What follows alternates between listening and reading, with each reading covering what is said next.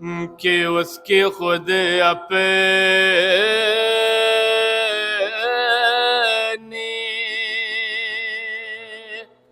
عبادت کی ادا کیا ہوگی،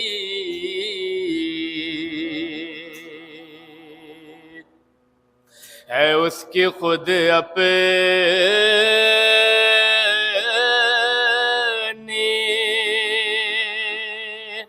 عبادت کی ادا کیا ہوگی،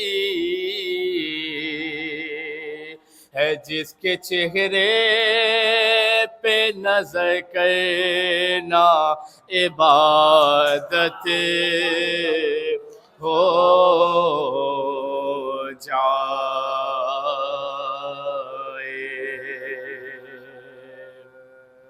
ہے جس کی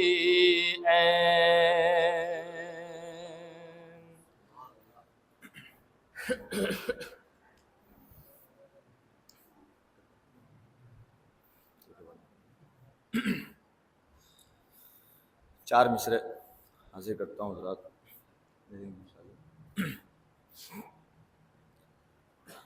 ایک درود پڑھنے پر محمد و آل محمد.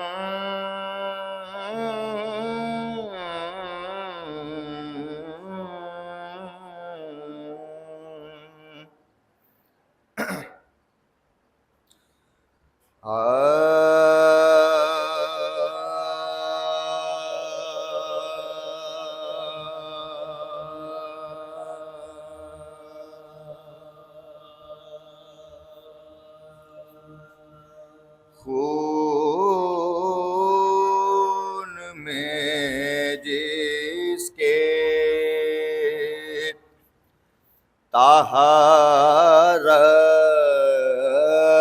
طہارت نہیں ملنے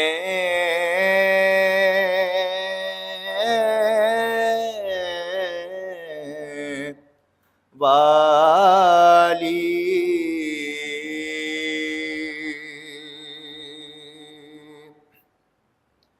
خون میں جس کے طہارت نہیں ملنے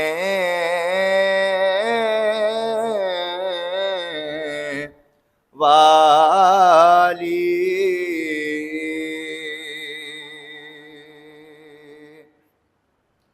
اس کو مولا کی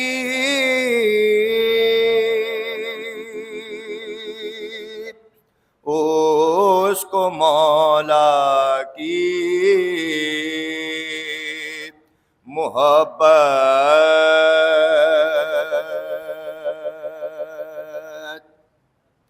نہیں ملنے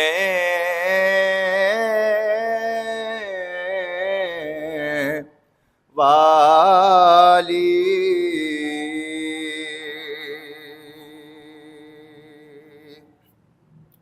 تیسرا چوتھا مصرع بطور خاص حاضر کر رہا ہوں کہ وہ تو بس نسل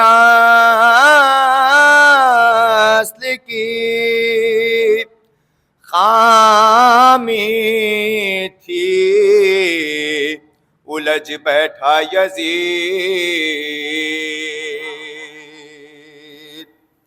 کہ وہ تو بس نسل کی خامی تھی، الجھ بیٹھا یزید، جانتا خوب تھا بیعت نہیں ملنے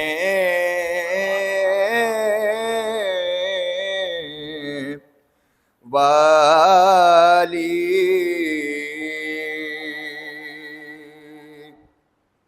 خون میں جس کے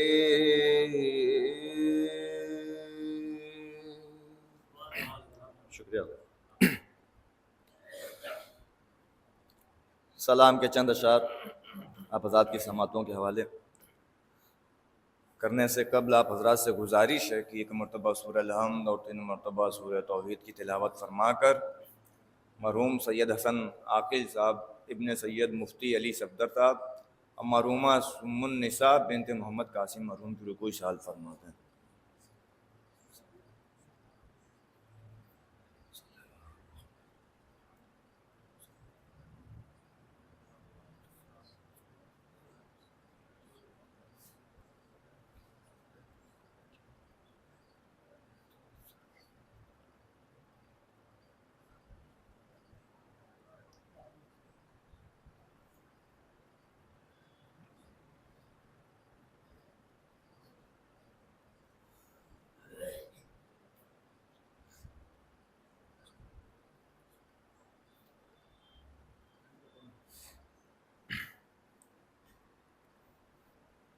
ایک صلوات پڑھ دیں بر محمد و آل محمد.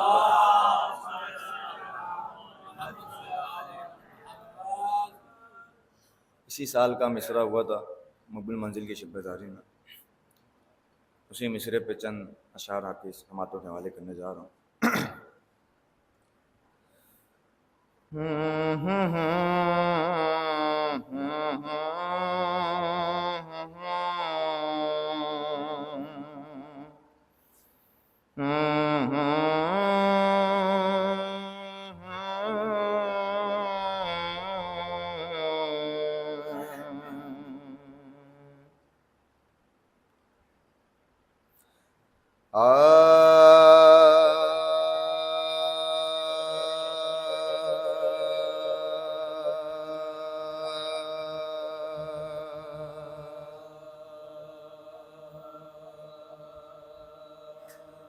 کربلا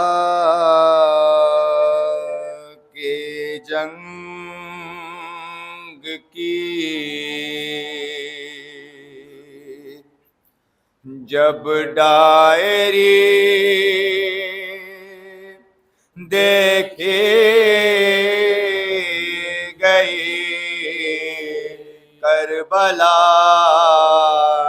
کے جنگ کی جب ڈائری دیکھی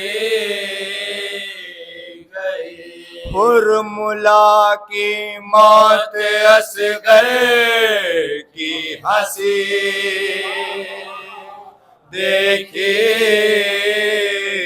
گئی حرملا کی موت اصغر کی ہنسی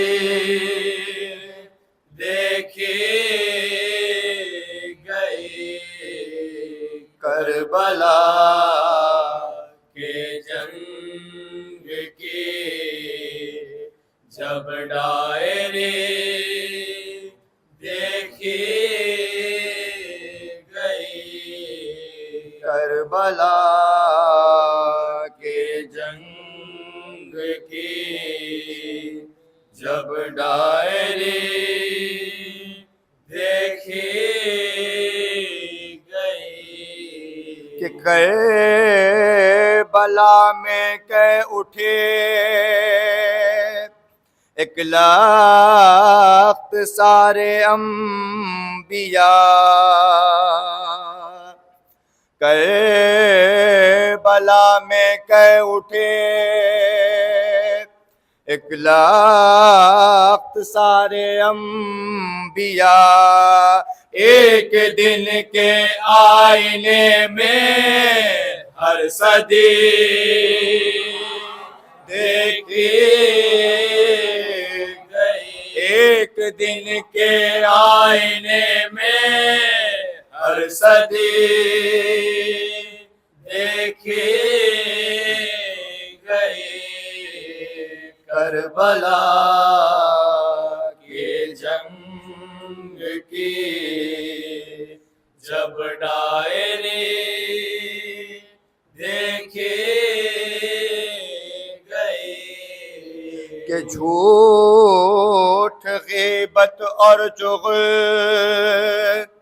خوری سے جو رہتا ہے دور، جھوٹ غیبت اور چغل خوری سے جو رہتا ہے دور، بس اسی انسان میں پاکیزگی دیکھے گئی، بس اسی انسان میں پاکیزگی دیکھے گئی، کربلا کے جنگ کی جب بطور خاص یہ سے راضی کر رہا ہوں ذرا توجہ کا طالب سماعت فرمائیے کہ لشکر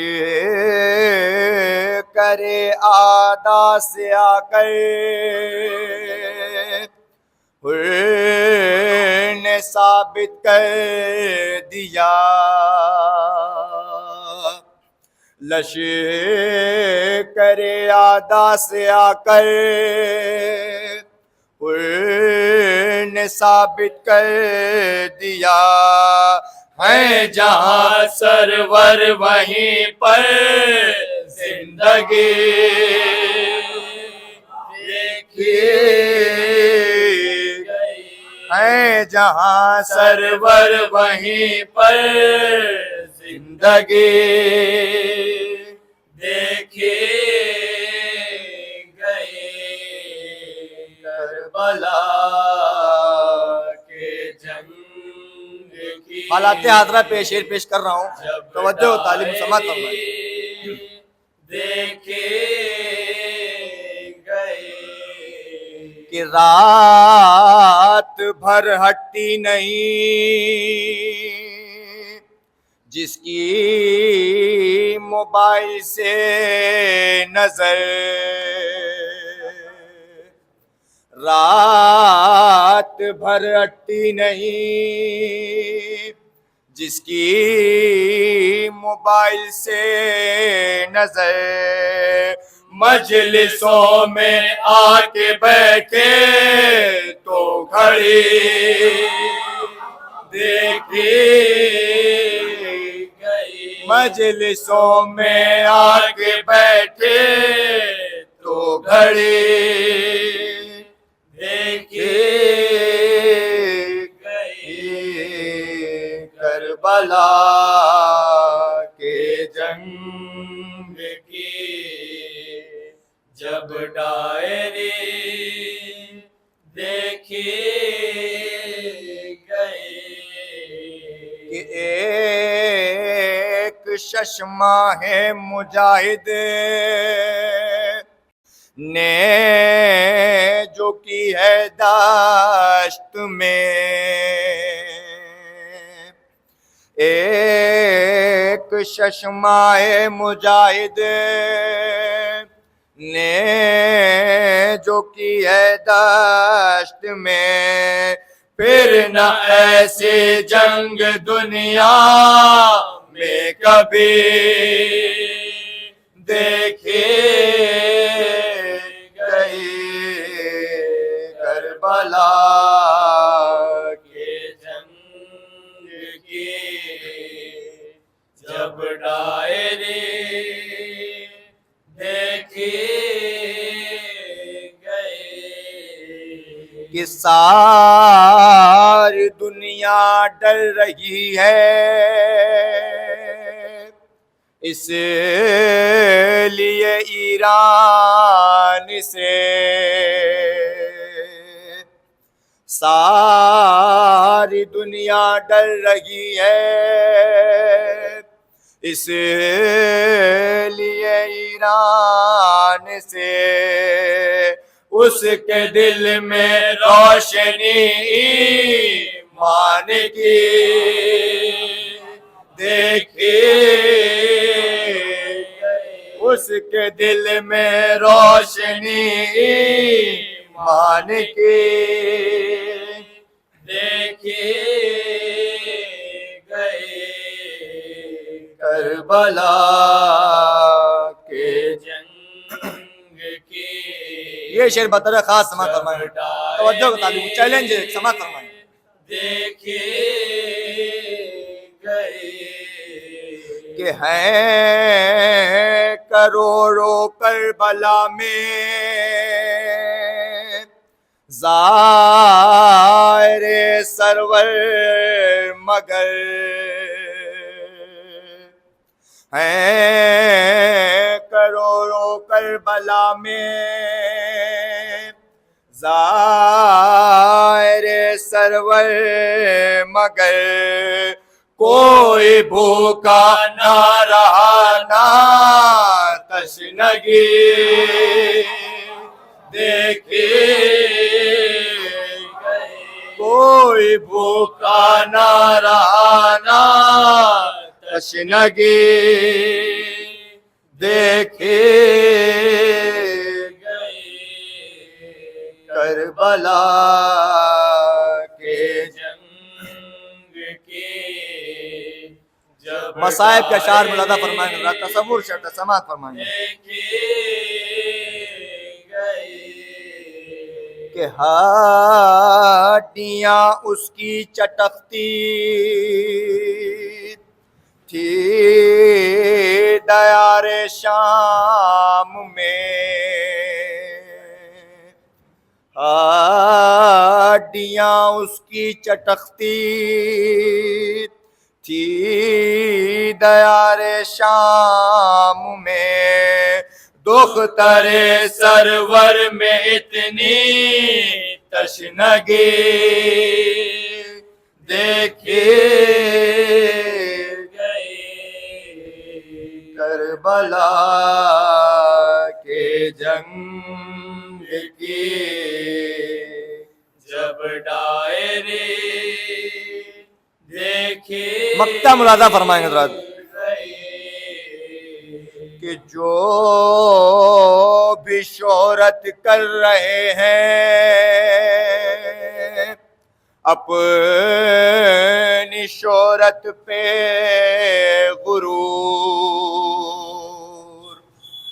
جو بھی شہرت کر رہے ہیں اپنی شہرت پہ غرور ان کی صورت دہر میں بگڑی ہوئی دیکھے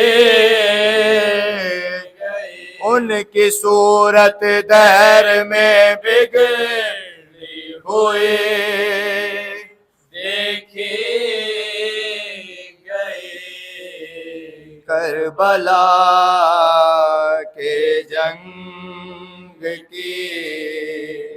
جب ڈائرے دیکھے گئے کربلا کے جنگ کی.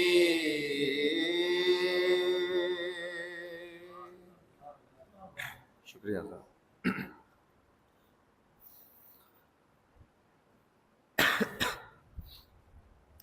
فاتحہ.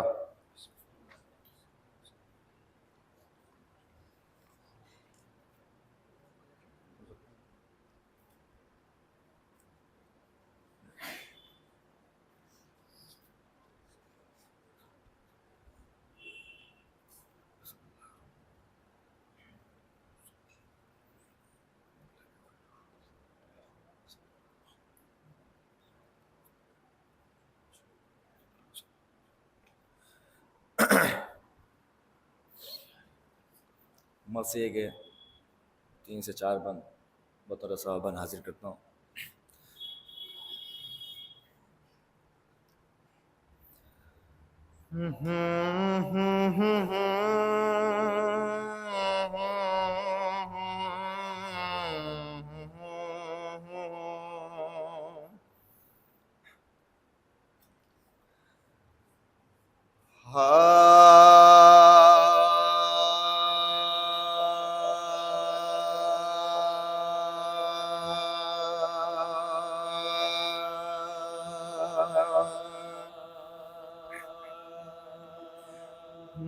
نڈھال جنگ میں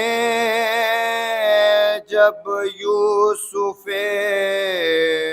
حسین ہوا، نڈھال جنگ میں جب یوسف حسین ہوا، لکھا ہے راوی نے ابن نویر، فکر میں تھا جگر پہ مار کے برچے کو اس نے کھینچ لیا، ہلا کے سینے کے باہر تو زور سے تڑپا، ہلا کے سینے کے باہر تو زور سے تڑپا، جوان زخم اجل سہ گیا کلیجے میں، انی کا ٹوٹ کے پھل رہ گیا کلیجے میں، جوان زخم اجل سہ گیا کلیجے میں، انی کا ٹوٹ کے پھل رہ گیا کلیجے میں، ہوا جو یا ابتا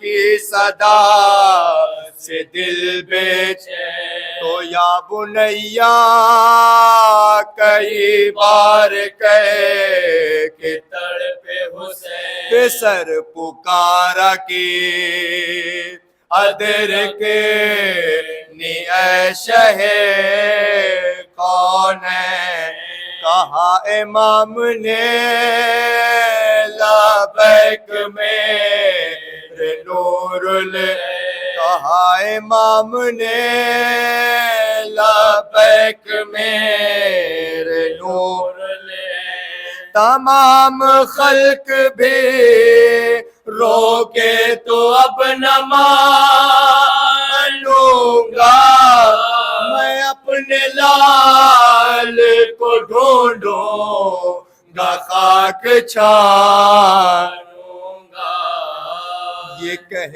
کے کانپتے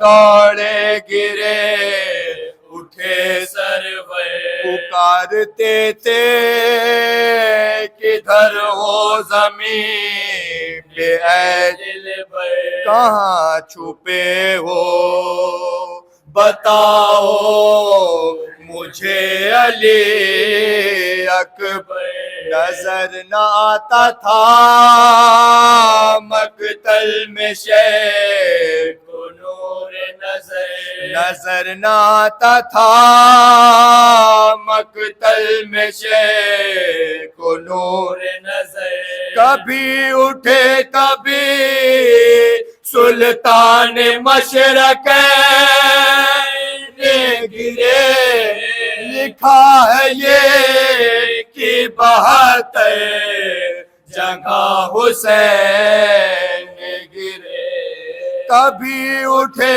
کبھی سلطان مشرق یہ گرے، لکھا ہے یہ کہ 72 جگہ حسین گرے، ڈھال جنگ میں جب یوسف حسین ہوا، ڈھال جنگ میں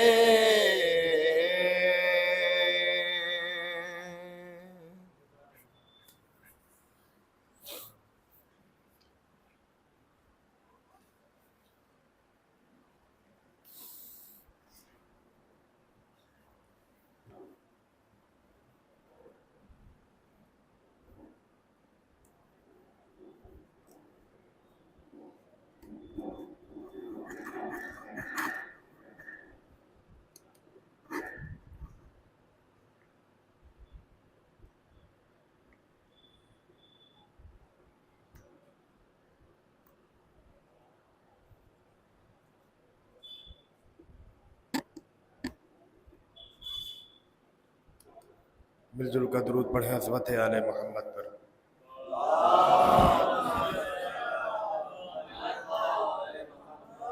سوسخانی کے فرائض کو انجام دے رہے تھے جناب کاوش علی صاحب، میں چند اشعار سے شاعر اہل بیت کو دعوت سخن دوں گا کہ ہم شہ کے غلاموں کی انوکھی یہ ادا ہے، ہم شہ کے غلاموں کی انوکھی یہ ادا ہے، ہم شاہ کے نوکر ہیں جہاں اپنا گدا ہے، ہم شاہ کے نوکر ہیں جہاں اپنا گدا ہے، ہم شہ کے غلاموں کی انوکھی یہ ادا ہے، ہم شاہ کے نوکر ہیں جہاں اپنا گدا ہے، اس اوج پہ جاتی نہیں دنیا کی نگاہیں، جس اوج پہ شبیر کا غمخوار کھڑا ہے، اللہ بھی کہتا ہے تیرا شکریہ فضہ، زہرا کی کنیزی کا شرف جب سے ملا ہے، جنت میں گیا جون تو یوسف یہ پکارا، اے جون تیرا حسن تو مجھ سے بھی سوا ہے۔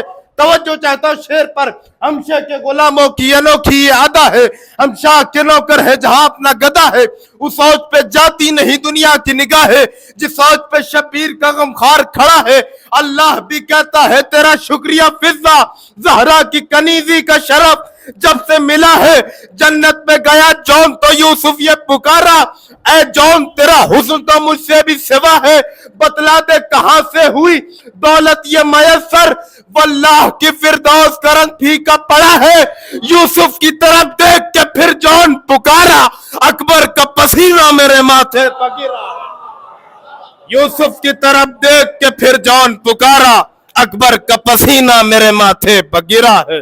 آئیے میں بنا کسی تمہید گزارش گزار ہوں جناب آئے بارگاہ امام میں منصور نصرانی، ان کے استقبال میں مل جل کا درود پڑھیں عظمت آل محمد پر۔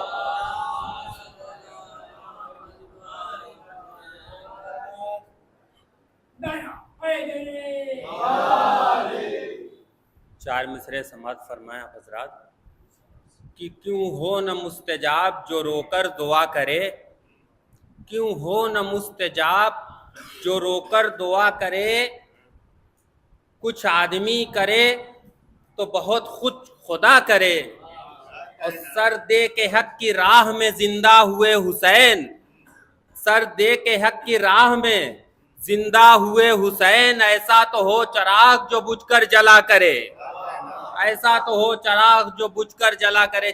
چند بند مرثیہ آپ حضرات سماعت فرمائیں۔ یہ مولا عباس کے بچپنے کا تذکرہ ہے۔ مولا عباس کی مادر گرامی جناب ام البنین اور امام حسین علیہ السلام میں کچھ گفتگو ہو رہی ہے، آپ حضرات سماعت فرمائیں کہ خورشید و منیر فلک نور ہے عباس، مصباح شبستان سر طور ہے عباس، اور سقائے حرم خلق میں مشہور ہے عباس، حیدر کی طرح صاحب مقدور ہے عباس، تو قطروں کے عوض لال و گوہر دیتے ہیں عباس، اور دامن در مقصود سے بھر دیتے ہیں عباس، دامن در مقصود سے بھر دیتے ہیں عباس۔ آپ حضرات سماعت فرمائیں، فرماتے تھے شیخ مادر عباس سے اکثر، عباس علی ہے میرا شہدا میرا یاور، کہتے تھے کہ پیارا نہ ہو کیوں کر مجھے یہ آپ کا دلبر، جب سامنے آتا ہے تو یاد آتے ہیں حیدر، کہتے تھے کہ اس بھائی میں خوشبو ہے شہ عقدہ کشا کی، گھر میں میرے تصویر ہے یہ شیر خدا کی۔ وہ کہتی تھیں جناب ام البنین کیا کہتی ہیں، وہ کہتی تھی اے احمد مختار کے پیارے خادم ہیں یہ سب، آپ ہیں سردار ہمارے، صدقے ہوں زیبندہ ہوں، صدقے ہوں زیبندہ ہے صدقے ہوں اگر چاند پہ تارے، فقر اس کا ہے عباس جو سر قدموں پہ وارے، سر اس نے سرے پائے مبارک پہ ملا ہے، اور بیٹوں کی طرح آپ کی گودی میں پلا ہے۔ کہتی ہیں مادر عباس کی عباس کی خاطر سے نہیں کرتی ہوں واری، ہے اس کو نہ اولاد نہ جہاں آپ سے پیاری، سونے میں بھی رہتا ہے زباں پر یہی جاری، فرزند پیمبر پہ فدا جان ہماری۔ کہتی تھی کہ ہے عشق دلی اس کو شہ کون و مکاں سے، اور لیتا نہیں بے صلی علی نام زباں سے۔ کہتی ہے مادر عباس کہ ایک روز کہا میں نے کہ عباس وفادار، تم ان کا غلام آپ کو کیوں کہتے ہو ہر بار؟ صدقے گئی یہ طرفہ محبت یہ نیا پیار، جو تم ہو سو وہ ہے خلف حیدر کرار۔ کہتی ہیں کہ مرتے ہوئے حیدر نے سپرد تم کو کیا تھا، کچھ خط غلامی تو نہیں لکھ کے دیا تھا؟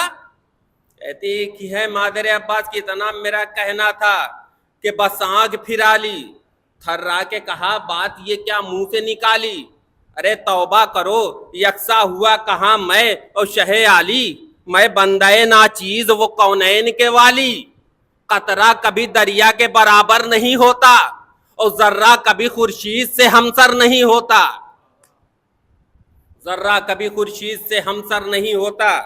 کہتے ہیں کہ نسبت مجھے کیا ان سے، کہاں نور کہاں خاک، میں گرد قدم اور وہ تاج سر افلاک، عباس کے نانا بھی ہیں کیا سید لولاک، میرے لیے بھی آئی ہے کیا خلد سے پوشاک، سویا ہوں کبھی میں بھی محمد کی ابا میں، میری بھی سنا ہے کہیں قرآن خدا میں۔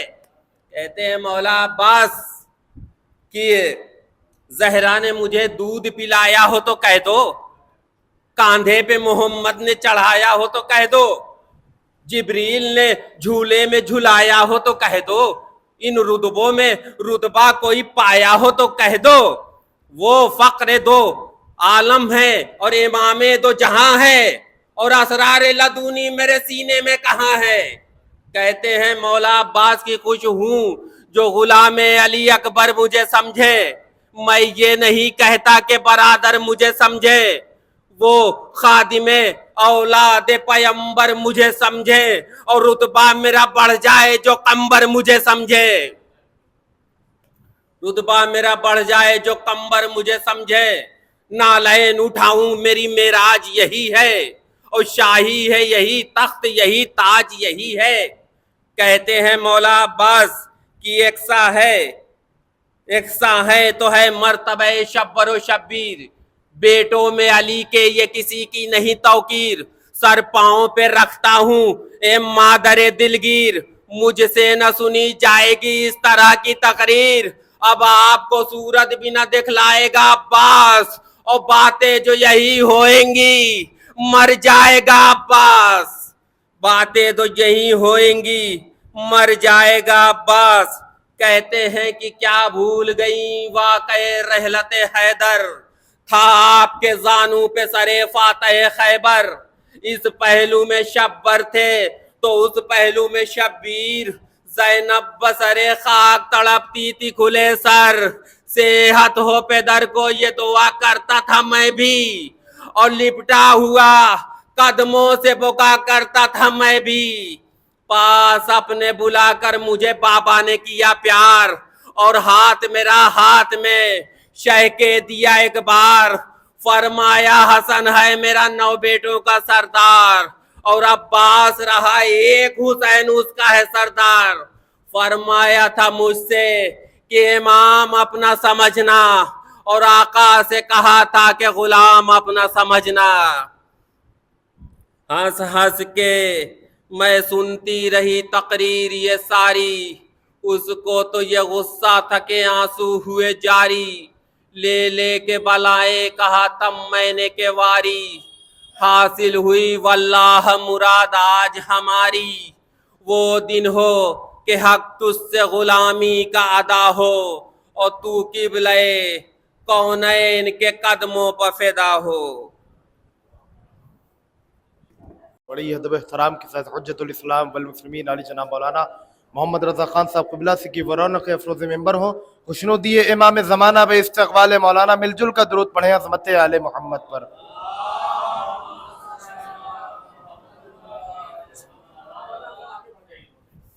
آ جائیے جی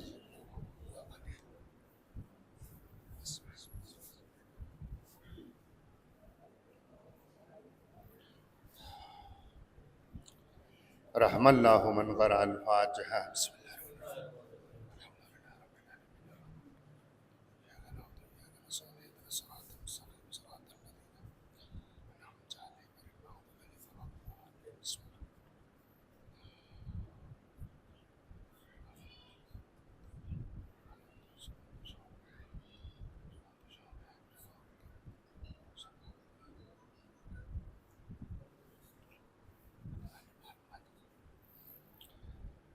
لا حول ولا قوة إلا بالله العلي العظيم. حسبنا الله ونعم الوكيل، نعم المولى ونعم النصير. أعوذ بالله من الشيطان اللعين الرجيم. بسم الله الرحمن الرحيم. الحمد لله رب العالمين والعاقبة للمتقين، والصلاة والسلام والتحية والإكرام على سيد الأنبياء والمرسلين، سيدنا ونبينا وشفيع ذنوبنا وطبيب نفوسنا مولانا ومولى الثقلين جد الحسن والحسين أبي القاسم محمد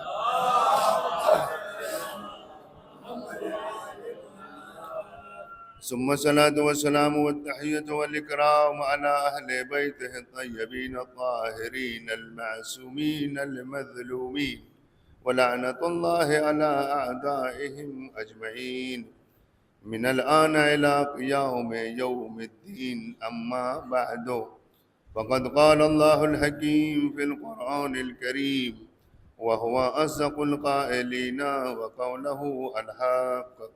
بسم الله الرحمن الرحيم. ومن يتوكل على الله فهو حسبه. صلوات بھیجیے بر محمد.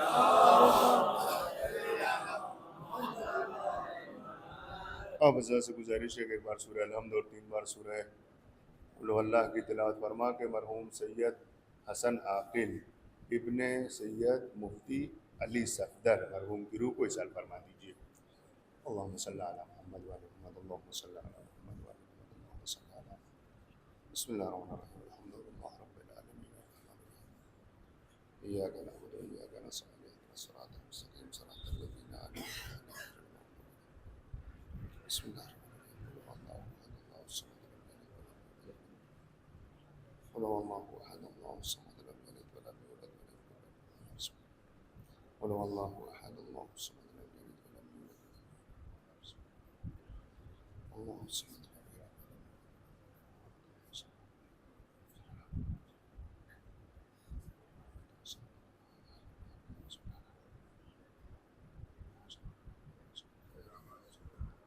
اللہم صلی علی محمد وعلی محمد.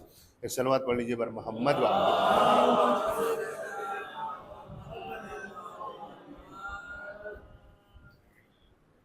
آئیے خدا کی ذات پہ توکل کیا جائے، سیکھا جائے.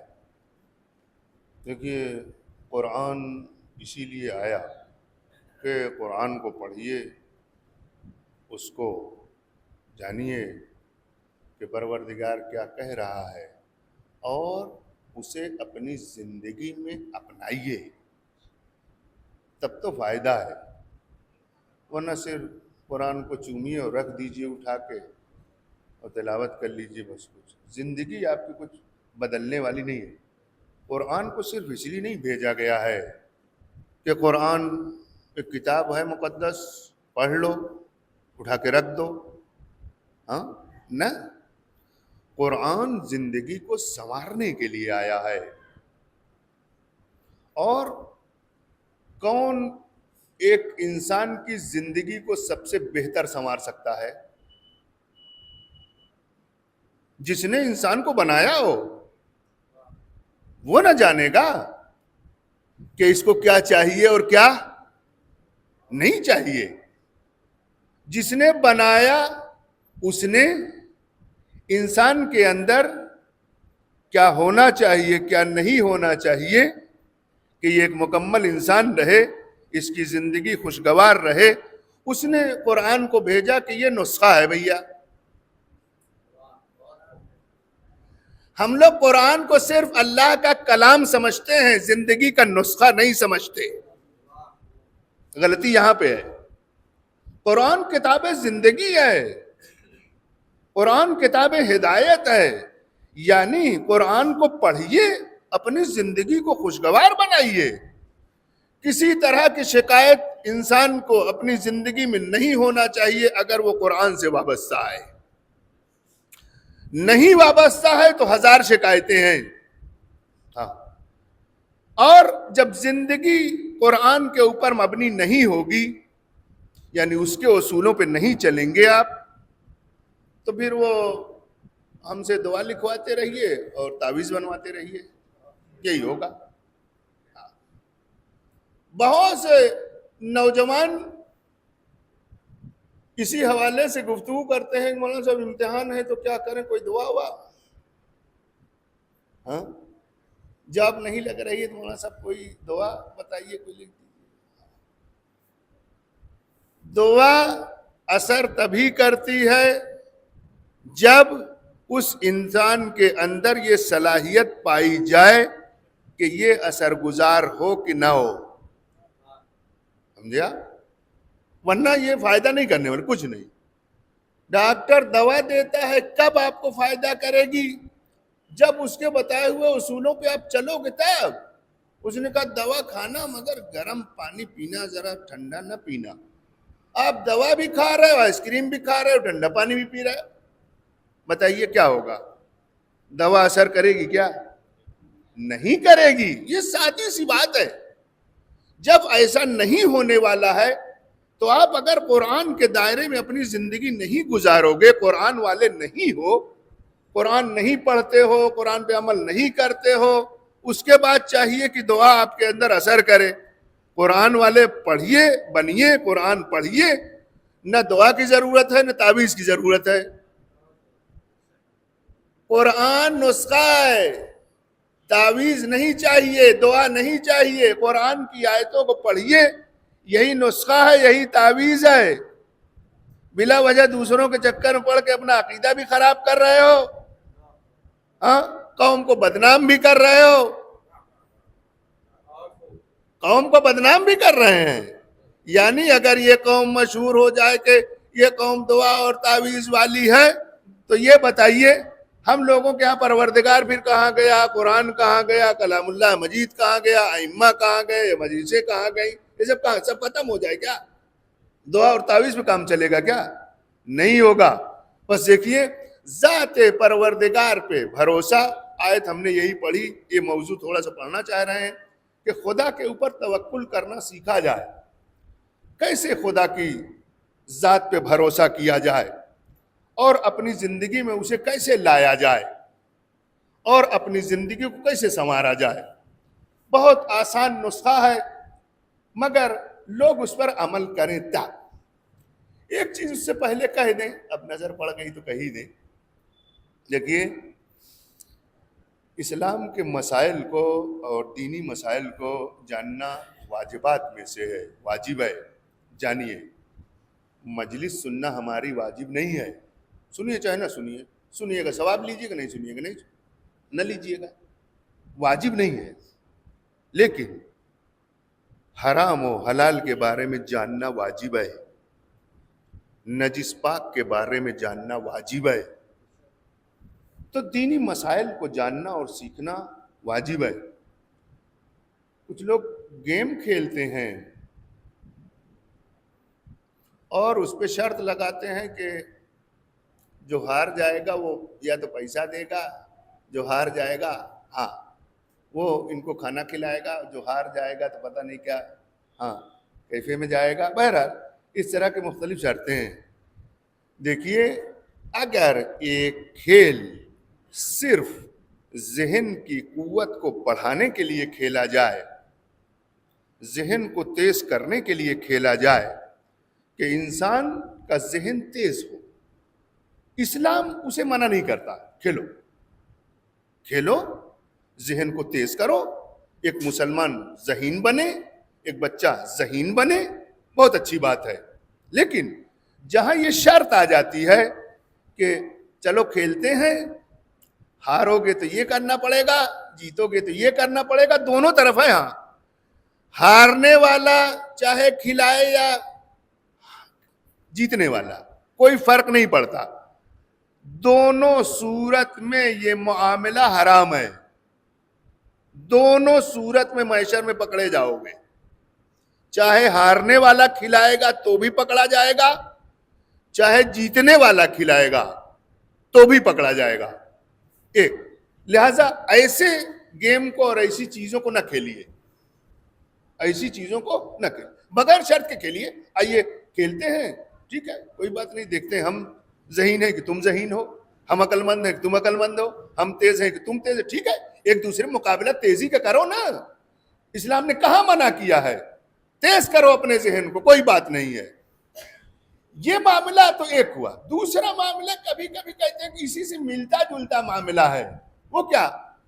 खेलते हैं कुछ लोग, मतलब क्रिकेट खेलते हैं, फुटबॉल खेलते हैं, टीमों को इनाम दिया जाता है, जो जीतता है उसे इनाम, और कभी कभी देखा है फाइनल वगैरह जो होता है तो जीतने वाले को भी मिलता है और हारने वाले को भी मिलता है, यही ना हो। ये कैसा है? खेलना, क्रिकेट का, हॉकी का, फुटबॉल का या कोई भी चीज का खेलना, और उसमें जो इनाम मिलता है लोगों को दिया जाता है, वो कैसा, उसका लेना कैसा है? अगर एक खेल खेला जा रहा है जिसमें दो टीमें, एक हार रही हैं एक जीत रही हैं, और जीतने वाली टीम को अगर कोई हदिया के तौर पे, तोहफे के तौर पे खुश होकर उसे इनाम दे रहा है, ये बिल्कुल जायज है, ये बिल्कुल जायज है। इसको लिया जा सकता है, इसका इस्तेमाल किया जा सकता है, इसको अपने घर में इस्तेमाल किया जा सकता है, अपने घर वालों के लिए इस्तेमाल किया जा सकता है, वो पैसे की सूरत में हो कि मसलन किसी चीज की सूरत में हो, सब सही है। ये शर्त नहीं है, समझिए इन दोनों को, ये शर्त के साथ नहीं खेला गया है कि खेलोगे तो इस शर्त पर कि जीतोगे तो ये होगा, हारोगे तो ये ना। खेल हुआ, हमको पसंद आया, हम भी खेल देख रहे थे, हमने कहा इस टीम ने बहुत अच्छा खेला है, लाओ इन तमाम खिलाड़ियों को, इसको हमारी तरफ से सबको 1,000 रुपया दे दिया जाए, बिल्कुल सही है। हौसला अफजाई जिसे कहते हैं, हदिया जिसे कहते हैं, तोहफा जिसे कहते हैं, इसको इस्लाम ने मना नहीं किया है, इसे लिया जा सकता है और ये हलाल है और जायज है। लेकिन अगर खेलते हो शर्त के साथ के हारोगे तो ये करना पड़ेगा, जीतोगे तो ये करना पड़ेगा, ये हराम है। एक सलवात पढ़िए बर मोहम्मद वाला।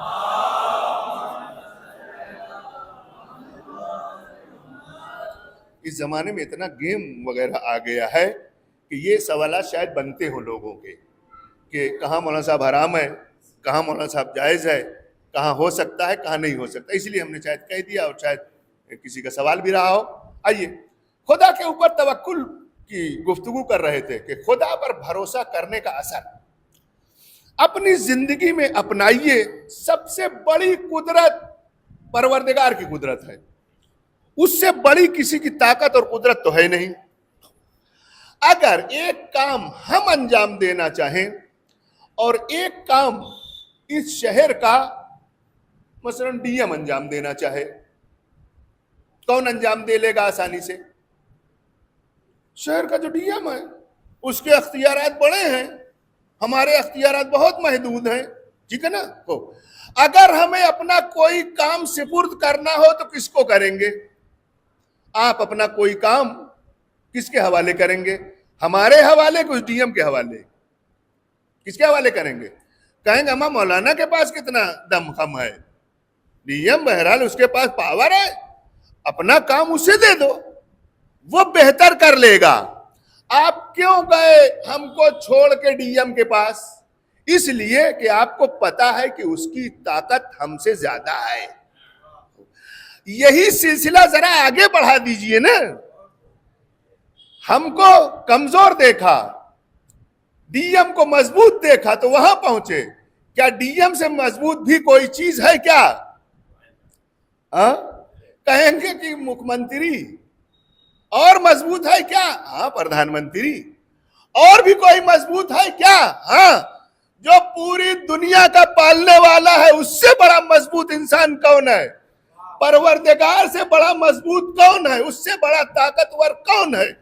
जो वो कर लेगा वो दुनिया का कोई इंसान नहीं कर सकता। जब मुसलमान इसका यकीन रखता है तो अमल क्यों नहीं करता? अगर इंसान इसका यकीन रखता है कि सबसे बड़ी ताकत परवरदिगार की है, तो बताइए अपने उमूर को, अपने काम को लोगों के हवाले करना चाहिए या अल्लाह के हवाले करना चाहिए? یہی سکھانا چاہ رہے ہیں کہ ہم صلوات پڑھیے.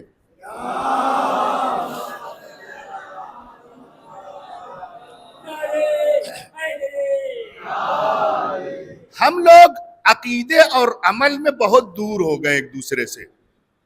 جو کہتے ہیں اور جو کرتے ہیں اس میں بہت فاصلہ ہو گیا ہے. ہم نے بچپن سے لے کے اور اب بھی کہتے ہیں اللہ اکبر، لا الہ الا اللہ، اشہد ان لا الہ الا اللہ. دیکھیے ہمیشہ اللہ اللہ اللہ اللہ رہا ہے ہمارے یہاں. یہ ہمارا کہنا ہوا. کرنا ہمارا کیسا ہے؟ ہاں بہت فاصلہ ہو چکا ہے. اس فاصلے کو کم کرو، اس فاصلے کو کم کرو. دنیا کے ہزار مشکلات آپ کی زندگی میں اسی بنیاد پر ہیں کہ آپ کے کہنے اور کرنے میں فرق ہے. کہتے ہو لا الہ الا اللہ، کہتے ہو کہ اللہ سے بڑی کوئی طاقت نہیں، مگر جب عمل کی منزل میں آتے ہو تو سب طاقتیں بڑی ہو جاتی ہیں، پروردگار کی طاقت کمزور ہو جاتی ہے.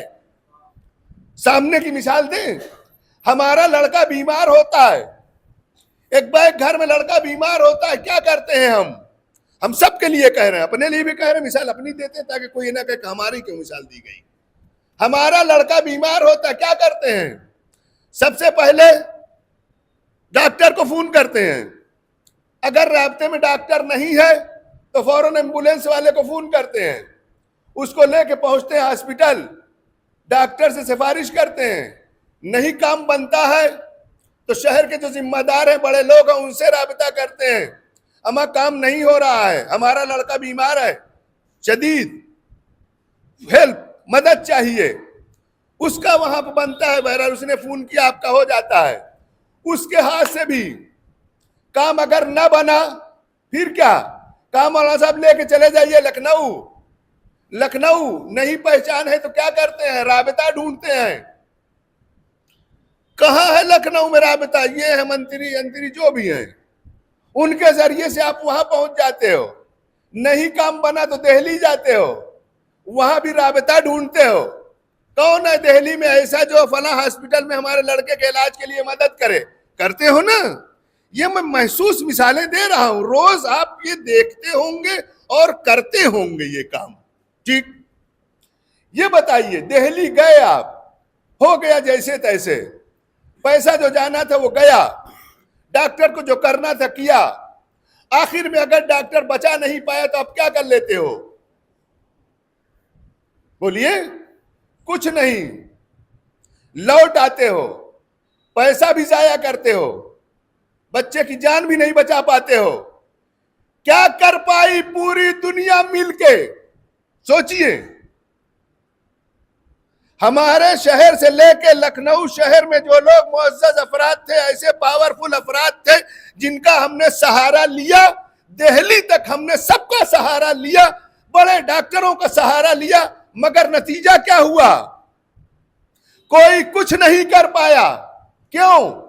آپ سمجھتے ہیں کہ ڈاکٹر کی کمی ہے یا سورس کی کمی ہے؟ نہ ڈاکٹر میں کمی ہے، نہ سورس میں کمی ہے، نہ پیسے میں کمی تھی. کمی کہاں رہ گئی ہے؟ اسے تلاش کرو کہ آئندہ پھر ایسی کمی نہ ہونے پائے، پھر کسی کی جان نہ جانے پائے. کمی کہاں رہی؟ کمی ہمارے عمل میں رہی اور عقیدے سے دوری رہی. ہم نے کہا تھا سب سے بڑی قدرت اللہ کی ہے، مگر جب قدرت دکھانے کی باری آئی تو شہر کے افراد نظر آئے، اللہ نظر نہیں آیا. ہاں بھائی، جب مجھے مصیبت پڑی تو اللہ نے سب سے بڑا تھا. کہاں جانا چاہیے تھا ہم کو؟ اللہ کے یہاں. اگر یہ طریقہ ہم نے اپنایا ہوتا جو اسلامی طریقہ ہے، جو ہمارا عقیدہ ہے، اگر اس عقیدے پہ واقعاً ہم سچے ہوتے تو جس وقت میرا لڑکا بستر پہ پڑ گیا اس وقت سب سے پہلے اس قدرت اور اس بارگاہ میں جانا چاہیے تھا جس کے اوپر یقین رکھتے ہیں کہ اگر وہ چاہ لے تو سب کچھ کر سکتا ہے. اگر اس یقین کے ساتھ ہم مسلح پہ گئے ہوتے، نہ کسی کو فون کرنا پڑتا، نہ لکھنؤ جانا پڑتا، نہ دلی جانا پڑتا، نہ سورس کا استعمال کرنا پڑتا، نہ پیسے کی بربادی ہوتی. ان تمام چیزوں سے کون بچاتا؟ یہ 2 رکعت نماز اور اللہ کا سجدہ اور اس سے رابطہ بچا لیتا. آپ سمجھتے ہو ایسا نہیں ہوتا ہے؟ بالکل ایسے ہی ہوتا ہے. بہت سے لوگ جائیے تجربہ کیجئے اپنی زندگی میں. جب آپ پروردگار سے رابطے میں ہوتے ہو تب آپ کی زندگی کیسی ہے، جب آپ پروردگار سے دور ہوتے ہو تب آپ کی زندگی کیسی ہے. دونوں کو موازنہ کیجئے. جو لوگ اللہ پہ بھروسہ نہیں کرتے ان کی زندگی کو دیکھیے، جو لوگ اللہ پہ بھروسہ کرتے ہیں ان کی زندگی کو دیکھیے. دونوں کے فرق کو سمجھیے کہ اگر ذات پروردگار پہ کوئی بھروسہ کرتا ہے تو اس کی زندگی کا معیار کیا ہوتا ہے. ایسی جگہوں پہ آپ تعجب کرتے ہو، دانتوں تلے انگلی دبا لیتے ہو کہ یہ کیسے ہوا. تعجب نہ کرو، اللہ اگر چاہتا ہے تو سب ہوتا ہے، انسان تعجب کرتا رہ جاتا ہے. تو کیا ہم پیدا ہوئے سے تعجب کریں کیا؟ ہاں دیکھیں اور تعجب کریں. تعجب نہ کرو، اپنی زندگی میں اسے اپناؤ. اس نے کیا ایسا کیا کہ ہم تعجب کر رہے ہیں؟ اس نے کچھ نہیں کیا سوائے اس کے کہ اللہ پہ بھروسہ کیا، اللہ پہ بھروسہ کیا. لہذا اس بھروسے سے غافل نہ ہوئیے، زندگی کو تبدیل کیجئے. جب بھی گھر سے نکلو وَمَن يَتَوَكَّلْ، یہ آیت پڑھو، وَمَن يَتَوَكَّلْ عَلَى اللَّهِ فَهُوَ حَسْبُهُ، جو اپنے امور کو، اپنے کام کو اللہ کے حوالے کر دیتا ہے اور اس کی ذات پہ بھروسہ کر کے چھوڑ دیتا ہے، پروردگار اس کے کام کو اس سے بہتر انجام دیتا ہے. کیا اس میں شک ہے کیا کہ ایک کام ہم انجام دیں اور ایک کام اللہ انجام دے، دونوں میں کوئی فرق نہیں نظر آتا کیا؟ ہم اپنے علم کے مطابق عمل کریں گے، جتنا ہم جانتے ہیں اتنا ہی نہ کریں گے. وہ کتنا کرے گا؟ وہ اپنے علم کے مطابق عمل کرے گا. لہذا کہاں ہمارا کام، کہاں اس کا کام. اما اپنے کام کو اللہ کے حوالے کر دو، تم سے اچھا وہ انجام دے لے گا. یہاں تو ہم سمجھتے ہیں کہ طاقت ہمارے پاس، قدرت ہمارے پاس، پیسہ ہمارا ہے تو ہم کر لیں گے. جب ہم میں آپ پڑ جاتے ہو تو پروردگار چھوڑ دیتا ہے. نقصان وہی ہوتا ہے ہمارا کہ ہم بیچ میں آ جاتے ہیں. نہ آؤ بیچ میں، بالکل نہ آؤ. اپنے اور اپنے کاموں کے درمیان پروردگار کو رکھو. پروردگار ہم کچھ نہیں کر سکتے، تو سب کچھ کر سکتا ہے. اس عقیدے پہ زندگی گزارو. ہم کچھ نہیں کر پائیں گے، وہ سب کر سکتا ہے. انسان کی سواری توکل ہونا چاہیے. توکل علی اللہ انسان کی سواری ہونا چاہیے. یعنی ہر وقت اس سواری کے اوپر سوارو کہ اللہ پہ بھروسہ ہے. ہر چیز میں بھروسہ پروردگار پہ کرو. ہر چیز پہ جو پروردگار کی ذات پہ بھروسہ کرے گا کبھی نقصان نہیں اٹھائے گا. چوتھے امام زین العابدین علیہ السلام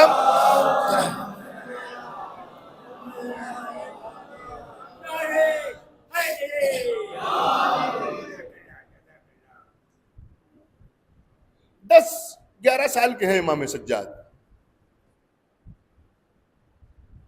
صحرا میں چلے جا رہے ہیں. امام کے زمانے کے ایک بہت عقل مند انسان جس کا نام ابراہیم ادہم، بہت عقل مند انسان اس زمانے کا گزرا. اس نے دیکھا کہ ایک بچہ صحرا میں اکیلے چلا جا رہا ہے. آیا امام کے سامنے اور آنے کے بعد روکا. بچہ سمجھ کے کہ کسی کا لڑکا ہے، کسی کا بچہ ہے، پہچانتا نہیں امام کو. کہنے لگا صاحبزادے کہاں جا رہے ہو؟ کہا کہ خانہ خدا کی زیارت کو جا رہا ہوں. امام نے کہا خانہ خدا کی زیارت کو جا رہا ہوں. کہا کہ ابھی تو آپ کے اوپر نہ حج واجب ہے نہ مستحب ہے، ابھی تو آپ بچے ہیں. بچے میں بھائی نہ حج واجب ہے نہ مستحب، کچھ نہیں، ابھی تو بچہ ہے وہ. تو آپ تو بچے ہیں، ابھی آپ کے اوپر نہ واجب ہے نہ مستحب، تو آپ کہاں جا رہے ہیں کس لیے؟ امام نے کہا کہ خانہ خدا کی زیارت کے لیے بچپنا اور بڑھاپے کی شرط نہیں ہے. ضروری نہیں ہے کہ جو جا رہا ہے کعبے تک وہ صرف حج کے لیے جائے یا واجب یا مستحب کے لیے. اللہ کے گھر کی زیارت کا شوق ہوتا ہے. مجھے بھی شوق ہے کہ اللہ کے گھر کی زیارت کروں. اس میں بچپنا اور جوانی چاہیے کیا؟ کہنے لگا کہ بات تو صحیح کہہ رہے ہیں، زیارت کے لیے تو کسی وقت بھی جایا جا سکتا. کہا کہ یہ بتائیے، ابراہیم نے کہا ہم نے کہ پیدل سواری دور ہے. کہا میری سواری کا نام توکل علی اللہ ہے. اللہ پہ بھروسہ کر کے گھر سے نکلتا ہوں، یہی میری سواری ہے. اس سے بہتر سواری چاہیے کیا؟ یہ پیر اسی وقت کام کرتے ہیں جب توکل علی اللہ کی بنیاد پہ سواری بنائی جائے. جی کہا کہ ٹھیک، یہ بھی ٹھیک. یہ بتائیے کہ ساتھ میں کچھ ہے نہیں، کھانا پینا، راستہ، کھانا پینا، کھانا وانا ساتھ میں کچھ نہیں لیے ہیں. امام نے کہا یہ بتاؤ، جب کسی کے یہاں مہمان بن کے جاتے ہو تو اپنے گھر سے اپنا کھانا لے کے جاتے ہو؟ کہنے لگا نہیں. امام نے کہا ہم بھی تو اللہ کے مہمان ہیں، تو کھانے کی ذمہ داری اس کی ہے، میری نہیں ہے. بھائی مہمان لے کے تھوڑی جاتا ہے اپنا کھانا، ہم بھی تو مہمان ہیں نا اللہ کے. وہ اللہ ہمارے کھانے کا انتظام کرے گا کہ ہم لے کے جائیں گے. کہا بات تو صحیح. یہ گفتگو ہو ہی رہی تھی کہ اتنے میں ایک سفید پوش جوان ظاہر ہوا وہاں. اس نے امام زین العابدین کو ادب سے سلام کیا. سن میں کافی بڑے، اور امام کو آ کے گلے لگائے. تو ادہم نے پوچھا اس جوان سے کہ آپ کون ہیں؟ کہا کہ ہم خضر نبی اللہ ہیں. کہا یہ بچہ کون ہے جو گلے آپ لگا رہے ہیں؟ کہا انہیں نہیں پہچانتے ہو؟ یہ علی ابن الحسین زین العابدین ہیں. اس کے بعد اپنی زندگی کا مقصد بھی بتایا کہ جناب خضر زندہ ہے نا آج بھی. انہوں نے اس وقت اپنی زندگی کا مقصد بتایا. ہم کو اللہ نے، اے ادہم سنو، ہم کو اللہ نے اگر اتنی لمبی حیات دی ہے کہ ہم نبیوں کے درمیان آج بھی زندہ ہیں، تو ہمارا مقصد ایک ہے، مقصد حیات میرا ایک ہے، میری حیات طولانی ہونے کا سبب ایک ہے. وہ یہ ہے کہ ہم روز امام سجاد کو آ کے سلام کیا کریں. آج گھر نہیں ہے تو صحرا میں. ایسے امام کہ جن کی زندگی پوری توکل کی بنیاد پہ گزری ہے، کیا چوتھے امام کی زندگی کو نہ پڑھیں لوگ کیا؟ اور توکل کو ان سے نہ سیکھیں کیا؟ قرآن نہیں سیکھا، قرآن نہیں پڑھا، کم سے کم امام کی زندگیوں کو مجلسوں میں تو سنتے رہتے ہیں نا. امام کی زندگی کو سنیے اور توکل سمجھیے، خدا پہ بھروسہ کرنا سیکھیے. کیسے خدا پہ بھروسہ کیا؟ کچھ لوگ خدا پہ بھروسے کا مطلب کیا سمجھتے ہیں معلوم؟ کچھ لوگ یہ سمجھتے ہیں کہ ہاتھ ایسے بند کر کے بیٹھ جاؤ، اللہ لا کے منہ میں لقمہ ڈال دے گا. مکن گھر میں بیٹھ جائیں گے، دیکھا جائے گا، اللہ کریم ہے. گھر میں بیٹھو گے اللہ تمہیں نوکری نہیں دے گا. منبر سے کہہ رہا ہوں، سن لیجئے. آپ بیٹھے رہو گے گھر میں نہیں، جا کے جامع مسجد میں بیٹھ جاؤ، خانہ کعبہ میں بیٹھے رہو، اللہ تمہیں نوکری نہیں دے گا. آپ کہیں کیوں؟ ارے وہاں بیٹھ کے دو. وہاں بیٹھنے سے نہیں ہوگا. پھر جب تک آپ اپنے حصے کا کام نہیں کرو گے اور اللہ کے حصے کا کام اس کے اوپر نہیں چھوڑو گے، قطعاً آپ کی زندگی سنورنے والی نہیں ہے۔ آپ چاہتے ہو بیٹھے رہیں، اللہ آپ کے گھر میں رزق آپ کا اتار دے، ایسا نہیں ہوتا ہے، کسی کے ساتھ نہیں ہونے والا ہے۔ لہذا بھول جائیے کہ بیٹھے رہیں گے، تسبیح پڑھتے رہیں گے، قرآن پڑھتے رہیں گے تو معجزہ ہو جائے گا۔ کچھ معجزہ ہونے والا نہیں ہے جب تک انسان تلاش و کوشش نہیں کرے گا۔ ہاں اتنا آپ کہیں گے فرق کیا ہوا مولانا؟ تب جب نہیں ملنے والا ہے دعا سے، قرآن سے، اس سے، تو پھر کیا کریں؟ پھر کیسے ہوگا؟ ہوگا ایسے، آپ نکلیے جاب کے لیے، تعلیم کے لیے، روزی کے لیے نکلیے آپ۔ اب کہیں گے کہ نکلنے کے بعد مل جائے گا کیا؟ بالکل ملے گا۔ کیوں ملے گا؟ اب نہ آپ قرآن پڑھ رہے ہو، نہ تسبیح پڑھ رہے ہو، نہ کچھ۔ کیوں؟ اس لیے آپ نکلے ہو کہ پروردگار کی ذات پہ بھروسہ ہے کہ نکلو، اس نے کہا ہے آگے قدم بڑھاؤ، ہم تمہاری مدد کریں گے۔ اب جو محنت کے لیے آپ آگے بڑھے تو پروردگار انتظام کرتا ہے کہ کہاں سے تمہیں نوکری دی جائے۔ بیٹھے رہنے، بھائی زمزم نکلا کہاں؟ مکے میں۔ کس کی وجہ سے؟ ہاجرہ کے بیٹے کی وجہ سے، جناب اسماعیل کی وجہ، ٹھیک نا؟ انہی کے پیروں کی رگڑ سے زمزم نکلا۔ کب نکلا؟ کب نکلا؟ اگر ہاجرہ بیٹھی رہتی وہاں اسی مکے میں، اسی جگہ پہ بیٹھی ہوئی پروردگار سے راز و نیاز کرتی رہتی، قطعاً زمزم نہ نکلتا، نہ نکلتا، نہ نکلتا۔ آپ کہیں گے کہاں ہاجرہ، کہاں ان کی دعا، کہاں سرزمین مکہ؟ ہاں، اتنی محترم بی بی دعا کرے گی اور زمزم نہ نکلے گا؟ بالکل نہیں نکلے گا، اور نہ نکلتا۔ کیوں نکلا زمزم؟ ہاں، اسے سمجھیے۔ جس وقت جناب اسماعیل پہ پیاس کا غلبہ ہوا، جناب ہاجرہ نے کیا کیا؟ صفا اور مروہ کے درمیان دوڑی کہ بچہ پیاسا ہے، اس کو پانی چاہیے۔ ادھر کہیں دیکھا پانی نہیں ہے، لوٹ کے اس پہاڑی پہ شاید ادھر پانی ہو، کہیں نظر آئے، یہاں پہاڑی اونچائی پہ گئی اس لیے کہ نیچے پانی نظر آئے، یہاں دیکھا نہیں ہے پانی۔ 7 بار ان دونوں پہاڑیوں کے درمیان جناب ہاجرہ پانی کے لیے دوڑ رہی ہیں، ٹھیک؟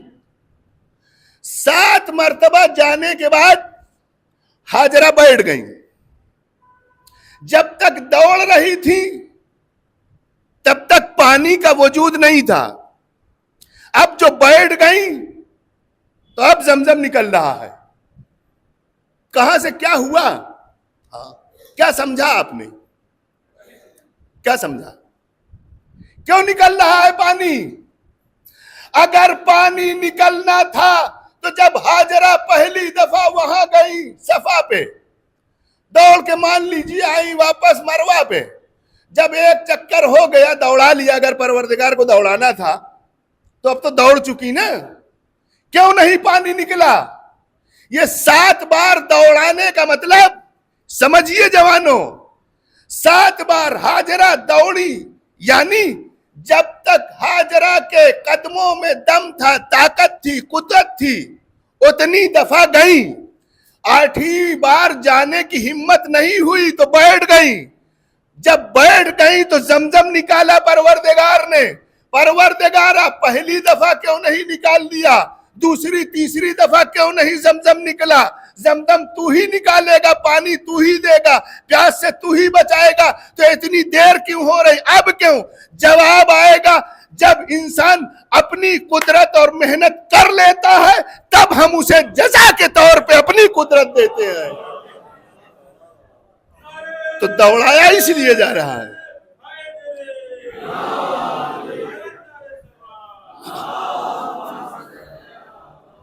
تو دوڑایا اس لیے جا رہا تھا، لہذا آپ اپنی محنت کر ڈالو، جتنا آپ کو پڑھنا ہے اتنا پڑھو، جتنا پڑھ سکتے ہیں اتنا آپ پڑھو، جتنا امتحان میں لکھ سکتے ہو اتنا لکھو، یہ آپ کی قدرت ہے۔ اب یہاں کے بعد سے اللہ پہ بھروسہ کرنا ضروری ہے۔ ضروری نہیں ہے کہ آپ पूरी कॉपी लिखने के बाद भी पास हो जाओ। हाँ, हम कैसे पास हुए मालूम? मैं बताता हूं अपना ना। फैजाबाद जाते थे इम्तिहान देने, बोर्ड का इम्तिहान फैजाबाद तब होता था, हम लोग के अरबी बोर्ड का। वहां एक सब्जेक्ट उसमें हिंदी था। हिंदी हमारी निहायत कमजोर, बिल्कुल, यानी मोटे मोटे हरूफ पढ़ लेते थे, बकिया नहीं, लिखना तो बहुत मुश्किल होता था। अब एक उसमें लेना ही था हिंदी। अब लेने को मजबूर है कि डिग्री लेना है, आगे बढ़ना है तो जाइए। अब वो ले तो लिया उसे हिंदी भी। अब वहां जब हिंदी का पर्चा मिला तो हमको क्या आता ही, तो क्या लिखते ही, हमने जो लिखा वो मेंबर से बता दे क्या लिखा हमने उस कॉपी में।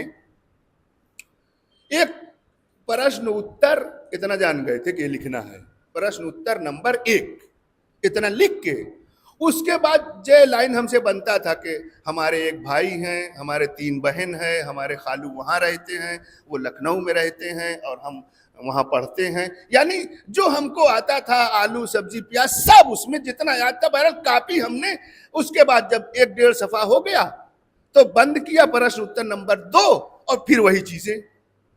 यानी अगर मुमतहिन उस कापी को पढ़ता और जांचता तो कतन हर 10 सवाल को जो देखा था जवाब 10 में 0 देता, नतीजे में फेल। सेकंड डिवीजन पास हुए थे हम, उसमें 62 नंबर मिला था हमको। इस 10 सवाल जो हिंदी के थे, जो मैं बता रहा हूं कि प्याज और आलू और घर और हम और खालू सब लिखे उसमें, इसमें 62 नंबर 100 में। अब बताइए आप, हाँ वाकई हो सकता है ये? ना। कॉपी आप लिखिए, सही सही लिखिए, बिल्कुल 100% सही लिखिए, लेकिन अगर खुदा पे तवक्कुल और भरोसा नहीं है कि खुदा की जात और उसकी कुदरत भी कोई चीज है, तो याद रखिए कॉपी जांचने वाला आपके सही सवालों को 1 और 2 लिख के फेल कर सकता है। बहुत से लोग हुए होंगे, एतराज यूं ही नहीं होते कि हमारी कॉपी फिर से जांची जाए। वकील साहब ऐसा होता है क्यों? जांचने वाले हमारे नासिरिया में हाल जांचने वाले को मालूम था, कॉपियां आती थी इतनी ट्रक की और ट्रैक्टर पे लद के, ठेले पे लद के, और रख दी गई। अब जांचने वाले 2-3 हैं, अब वो हम लोगों को उसमें शामिल करते थे साथी हमारे, अम्मा इसको देखो तुम लोग, तो हम लोग को क्या जांचना? हम लोग अभी पढ़ने वाले जांचने वाले हैं। क्या करना है मौलवी साहब?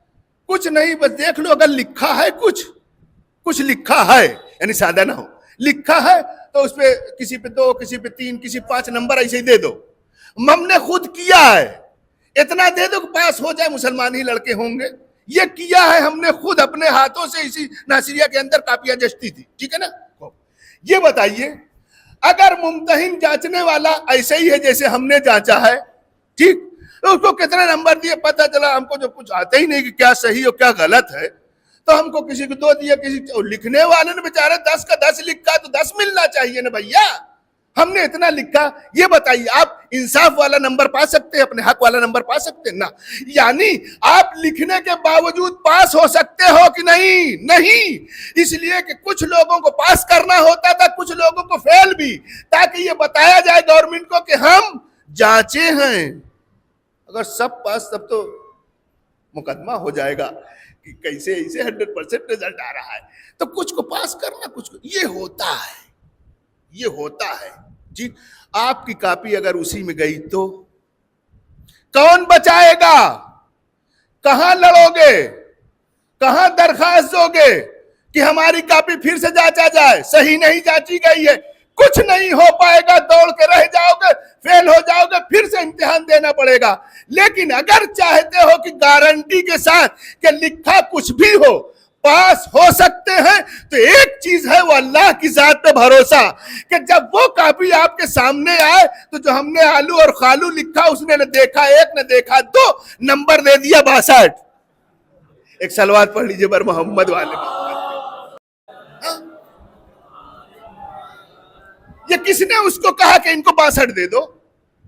किसी ने कहा वहां नहीं, ये हमारे तवक्कुल ने नंबर निकलवा लिया उससे। आज हमारे पास डिग्री भी है, न वो फंसा न कुछ, نہ جانچ ہوئی نہ کچھ. صحیح کی کون جانچ کرتا ہے؟ غلط کی ہو ہی نہیں پاتی, صحیح کون جانچ کرتا ہے؟ ایک سلوات بھیجیے بھر محمد والے. نہیں ہو پاتی. تو یہ توکل دیکھیے بہت اہم چیز ہے. آپ اسے سمجھتے ہوں گے کہ مثلا مولانا لوگ توکل اللہ, اللہ پہ بھروسہ کہتے ہیں, اس کا مطلب جانیے, اپنی زندگی میں اتاریے اس کو. یعنی میرے پڑھنے کا مجلس مطلب یہ ہوتا ہے کہ آپ اپنی زندگی میں تجربہ کرو, یعنی دیکھو کہ اللہ نے قرآن میں جو آیتیں توکل اور بھروسے کے لیے کہی ہیں اس کا اثر دیکھو نا, اپنی زندگی میں لے آؤ, اپنے بچوں کے لیے توکل کو سکھاؤ کہ دیکھیے توکل کا مطلب کیا ہوتا ہے بیٹا, دیکھیے توکل کا فائدہ کیا, ان کے سامنے رکھیے یہ فوائد. چوتھے امام کے بیٹے پانچویں امام, امام محمد باقر علیہ السلام,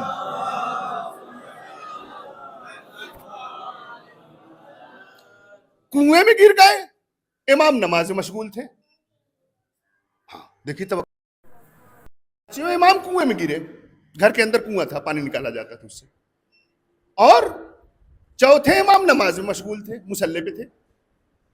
مادر امام نے آواز دی امام کو کہ بچہ کنویں میں گر گیا, بیٹا کنویں میں گر گیا. امام مصلی پہ نماز میں مشغول ہیں, نہیں نکلے حجرے سے, ماں چلاتی رہی. امام نے جب اپنی نماز تمام کی تو نکل کے آئے حجرے سے اور گئے کنویں کے قریب, اور ہاتھ کنویں کی بڑھایا, کنویں میں ڈالا اور پانچویں امام کو نکال لیا باہر. اور امام نے جب نکالا تو روایت امام کے بدن پہ جو لباس تھا وہ بھیگا نہیں تھا, خشک تھا. لباس خشک. بتائیے پانی میں جانے کے بعد کسی کا لباس خشک رہ سکتا ہے کیا؟ نہ. آپ کہیں گے کہ شاید امام کنویں میں گرے ہی نہ ہو, پانی میں گئے ہی نہ ہو, پہنچے ہی نہ ہو, اس وجہ نہ, ایسا بھی نہیں ہوا ہے. اس لیے کہ مادر امام کہاں سے سمجھی کہ بیٹا کنویں میں گرا ہے؟ آواز سے, جھم سے آواز آئی, یعنی پانی میں امام گئے ہیں, تب امام کی ماں سمجھی کہ بیٹا گر گیا. اس کا مطلب امام پانی میں گئے تھے. اب لباس سوکھا ہے تو سننا پڑے گا کہ کیا پانی میں جانے کے بعد بھی یہ لباس بدن کا سوکھا رہ سکتا ہے, خشک رہ سکتا ہے؟ یہ کہاں سے ہو رہا ہے؟ توکل علی اللہ کی بنیاد پہ ہو رہا ہے. جس وقت امام نے اپنے بیٹے کو کنویں سے نکال لیا, کیا واقعا ممکن تھا یہ کام؟ کنواں اس زمانے میں اتنا گہرا ہوتا تھا کہ رسی سے پانی نکالا جاتا تھا. امام نے ہاتھ بڑھایا اور پانچویں امام کو نکال لیا.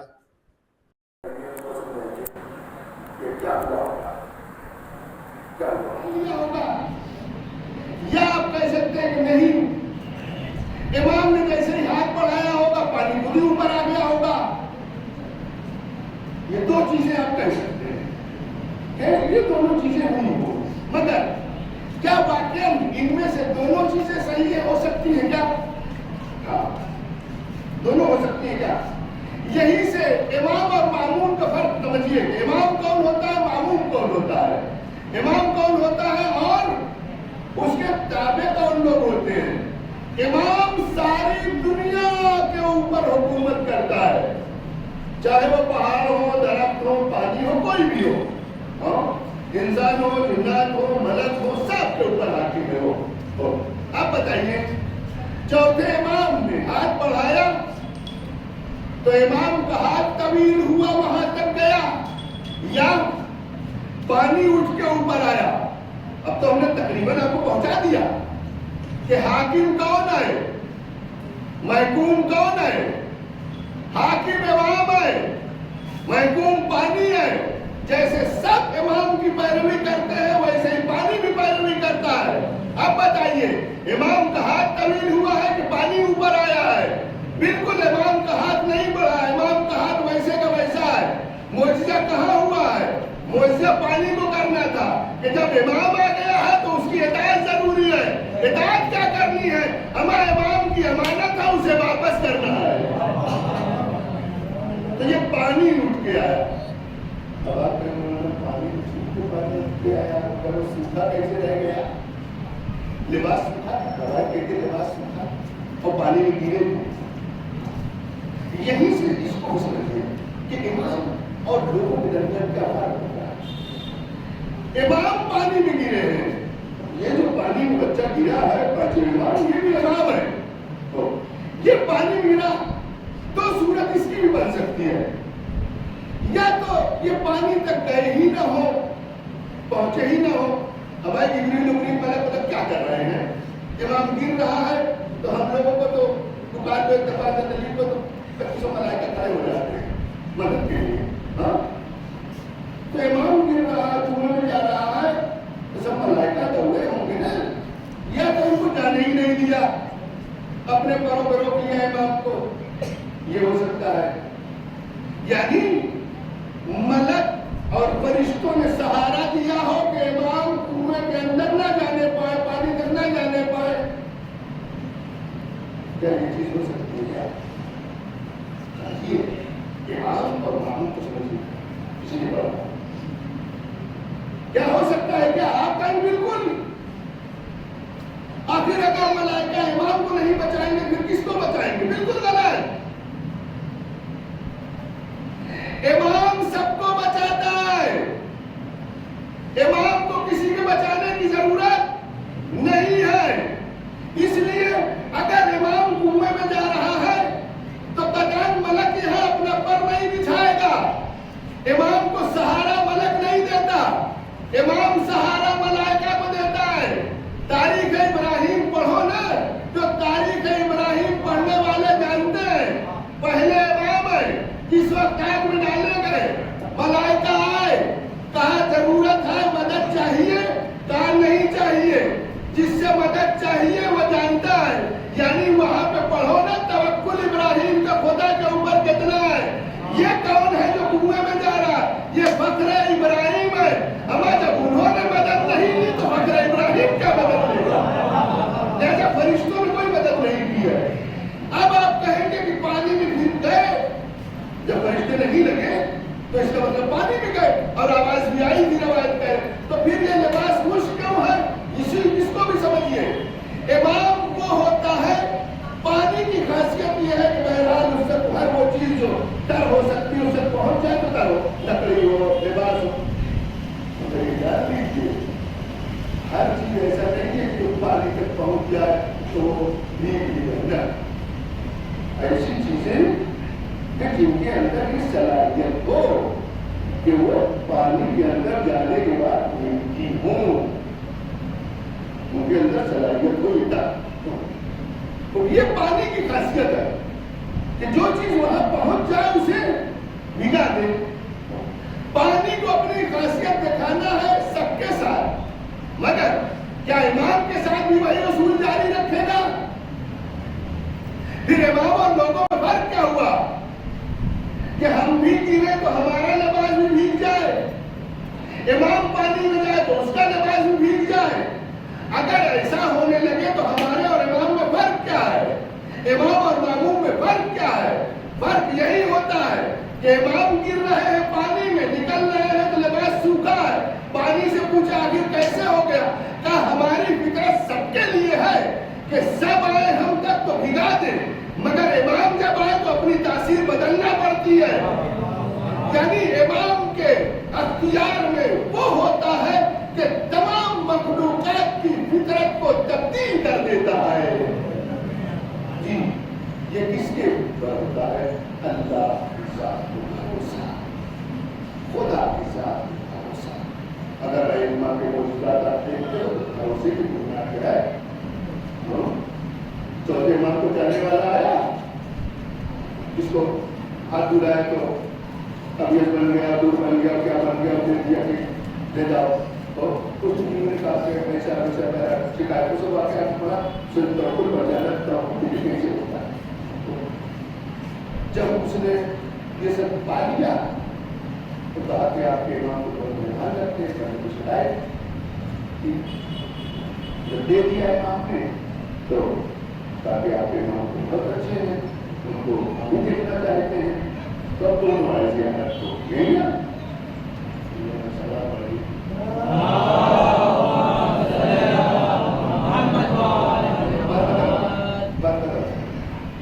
کہ امام کا چاہنے والا تھا, ہر سال امام کی زیارت کو آتا تھا, حج کرنے آتا تھا تو امام کی زیارت کو آتا تھا, اور امام کے لیے تحفہ وغیرہ لے کے آتا تھا. یہ سال اس نے کہا کہ تم ہر سال اپنے امام کے لیے تحفہ لے کے آتے, تمہارے امام تم کو نہیں دیتے یہ پیسہ, بھائی تحفہ مطلب وہ دیتے موجود ہے, اس کا مطلب یہ تھا. تو دوسرے سے جب وہ آیا تو امام نے کھانا کے ساتھ کھلایا اور اس کے بعد رات بلایا تو جب آیا بنے جو ایسی بات کریں, امام نے کہا اسے لے جاؤ اپنی بیوی کو دے دیں. سمجھ نہیں تھا کہنے کا مطلب کیسے پتا آپ کو کہ ہماری بیوی نے کیا کہا مجھ سے آپ کے بارے میں. کہا کہ امام وہی ہوتا ہے جس کے لیے قائد اور حاضر دونوں برابر ہوتا ہے. ہمارے سامنے حجابات کام نہیں کرتے, حجاب اور پردے لگا دیے جائیں تو ہمارے علم میں کوئی اضافہ اور کمی ہونے والی چیز نہیں ہے. اب اس نے جب یہ مال پایا کہ امام نے دیا ہے, کہا اتنا صاحب ان کو تو دیکھنا چاہیے, آپ کے وہاں پر اب آئی, کہا ہم بھی چلیں گے ساتھ دیکھیں. اب دونوں آئے, زیارت کیا, آئے مدینے کے باہر ٹھہرے کاروانسرا میں کہ صبح کو چلیں گے زیارت امام کے لیے. رات کو اس کی بیوی کا اچانک انتقال ہو گیا, بیمار ہوئی, آنند مانند میں انتقال.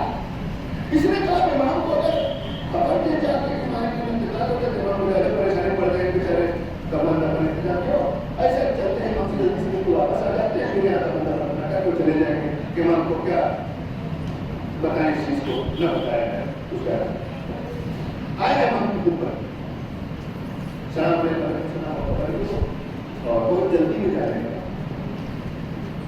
امام نے کہا جلدی کس چیز کی ہے, کیا ہوتا ہے جانا چاہنے کے بات, تم ہمارے چاہنے والے ہو, کوئی بات مجھ سے چھپاتے نہیں ہو, کیوں اس چیز کو چھپانا چاہ رہے تو ہم جانتے ہیں. تمہاری بیوی کا انتقال ہوا, کہا یہ بتاؤ چاہتے کیا ہو. اگر امام سے وابستہ ہو جائے یہ چیزیں اگر ممکن ہے تو کیا پروردگار سے وابستہ ہونے کے بادشاہ پیار. ہاں کیا چاہتے ہو, تمہاری بیوی زندہ ہو جائے, کا مولا کر ہو سکتا ہے. کہا اگر اللہ چاہے تو کیا نہیں ہوتا. تو اگر مولا یہ ہوئے تو اچھی بات ہے, یہ بتانا نہیں چاہے آپ سے. امام نے صلی اللہ علیہ وسلم دو رکعت نماز کو امام کو بلند کیا, پروردگار کی بات میرا چاہنے والا ہے, پروردگار اس کی ضرورت نہیں, اس کے بدل میں بہتا ہے. مسلے سے اٹھ کے کہا کہ تمہاری بیوی زندہ جاؤ. گیا واپس کاروانسرا دیکھا نہیں بیٹھی, کہاں چلے گئے کا امام کے یہاں, کام کو بھی چلنا تھا, کہا چلو. آئے جیسے پہنچے امام کے دربار کے دروازے میں, امام باہر نکلے, دیکھا ان دونوں کو, زوجہ کی نظر پڑی امام کے چہرے پہ, اپنے شوہر سے کہنے لگی یہی وہ جوان ہے, یہی وہ جوان ہے جس نے میری روح میرے بدن میں واپس کرا دی ہے.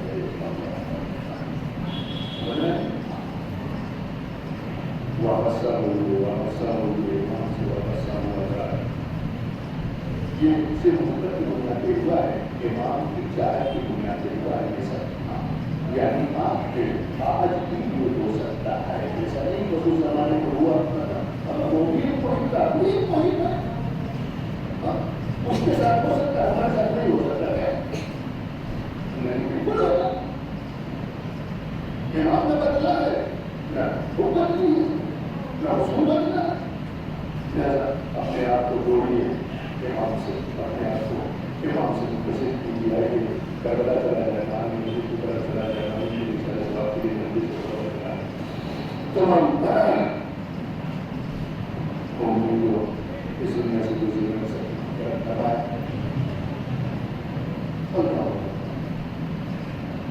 امام زید آدمی چلا گئے واقعی امام سجاد کے حالات کو ختم دیکھے سید سجاد کو پہلی دفعہ کیا ہے محرم کو سے زنجیر بنائی گئی، ہاتھوں میں کپڑے ڈالی گئی،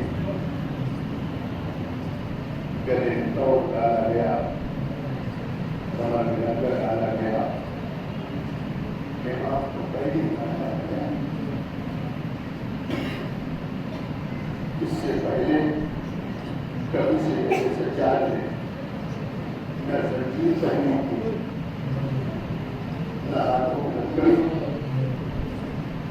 پہلی دفعہ سید سجاد کے ساتھ یہ سب کچھ ہو رہا ہے۔ پہلا کی تصویر بنا دیا گیا، اب امام سجاد سے کہا چلنے کے لیے پڑھو، بتائیے سوچیے، جو انسان کبھی پیروں میں زنجیر نہ پہنے ہو، جس کے ہاتھوں میں کبھی ہتھکڑی نہ آئی ہو، اس کو یہ زنجیر اور بیڑی اور ہتھکڑی پہن کے چلنے کی عادت نہ ہو، وہ کیسے چلے گا؟ سوچیے، سوچ لیجیے گا۔ سیدنا سجاد نے قدم آگے بڑھایا،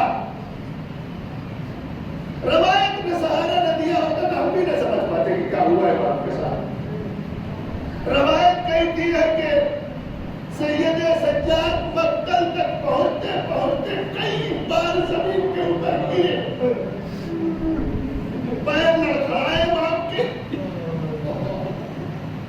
ہاتھی بدے ہیں سہارا بھی نہیں، زمین کے اوپر گرے۔ روایت نے اتنا بتایا کہ چوتھے امام مقتل تک پہنچتے پہنچتے کئی بار زمین کے اوپر گرے، بس روایت دیکھ رہی ہے۔ آج تک میں نے ڈھونڈا کہ کوئی روایت مجھے مدد کرے کہ سید سجاد گرے تو اٹھنے کے لیے کیسے اٹھے زمین سے۔ آج تک کوئی روایت نہیں ملی کہ کیسے سید سجاد اٹھتے تھے، مگر جب تاریخ سید سجاد پڑھی تو سمجھ میں آیا کہ سید سجاد قطعاً زمین سے گرنے کے بعد جس کے ہاتھ پر بدھے اٹھ نہیں سکتا، مگر شبر کا تربہ تھا جو جگہ جگہ پر سید سجاد کی پشت پہ مارا جاتا تھا اور سید سجاد زمین سے اٹھتے تھے۔ یہ قافلہ پہنچا کہاں؟ مقتل میں، تمام اسرا مقتل میں۔ پہلی دفعہ جن کے گھر والے مارے گئے تھے 10 محرم کو لے کر، اس طرح کے لاشوں کو بکھرا ہوا میدان میں دیکھ رہے تھے، مخصوصاً بچے ساتھ میں ہیں، عورتیں ہیں۔ بتائیے کیا حال ہوا ہوگا ہم لوگوں کا؟ جدھر دیکھ رہی تھی لاشوں پہ لاشیں پڑے ہوئے تھے، کوئی مددگار نہیں تھا ان کا، اسیری کا عالم تھا۔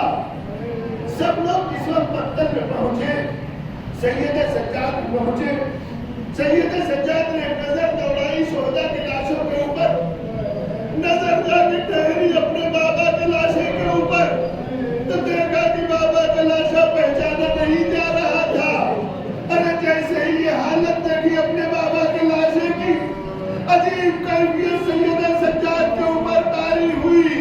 روایت کہتی ہے کہ شہزادی زینبی نے یہ سمجھا کہ لگتا ہے میرا بھتیجا میرا ساتھ چھوڑ دے گا، اس کی روح بدن سے نکل جائے گی۔ ارے یہ منظر جو دیکھا شہزادی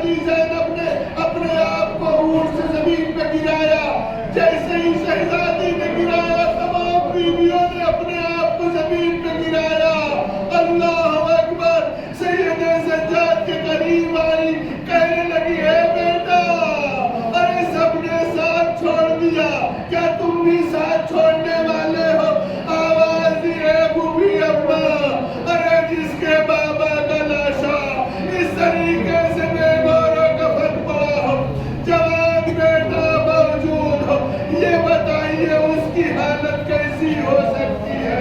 अल्लाह अकबर।